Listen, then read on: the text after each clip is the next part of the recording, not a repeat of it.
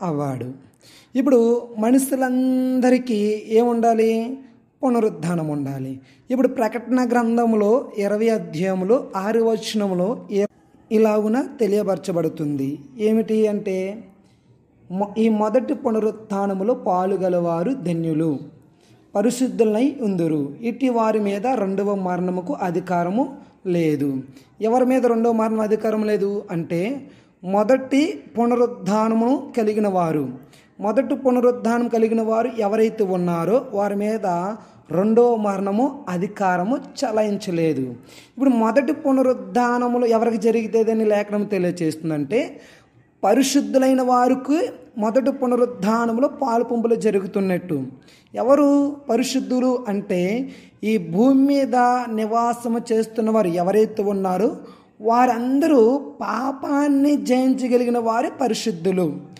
ఎవరైతే పాపమును జయించగలుగుతారో వారు పునరుద్ధానానికి పాలు పంపులు కలిగిన వారు.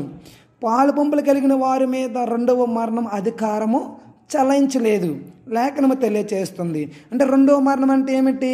ఇంకా వారికి తీర్పు అనేది జరగదు, ఇంకా దేవునితోనే కలిసి ఉన్నట్టుగా లేఖనము తెలియచేస్తుంది. ఇప్పుడు ఈ పునరుద్ధానము ఎవరికి ఇస్తానంటున్నాడు దేవుడు అంటే, మనకందరికీ ఇస్తానంటున్నాడు. ఈ పునరుద్ధానం మనకందరికీ ఇవ్వడానికి యేసుక్రీస్తు వారి పునరుద్ధానుడే లేచాడు. ఇప్పుడు మనందరూ పునరుద్ధానులుగా లేపబడాలనుకుంటే యేసుక్రీస్తు వారు చెప్పిన రీతిలో మనం బ్రతికి చూపించాలి. ఎలాగంటున్నాడు యేసుక్రీస్తు వారు? ఏం చేయమంటున్నాడు అంటే, ఈ లోకములో మీరు పరిశుద్ధులై ఉండండి, పరిశుద్ధమైన ప్రవర్తన కలిగి జీవించండి, పరిశుద్ధమైన ఆలోచన కలిగి జీవించండి.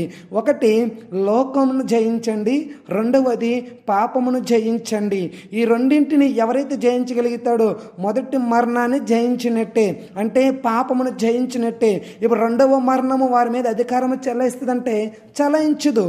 ఎందుకంటే ఈ మొదటి మరణాన్ని జయించగలిగినప్పుడే యేసుక్రీస్తు వారు వారిని ఏం చేస్తారంటే పునరుద్ధానములోనికి తీసుకెళ్ళిపోతాడు.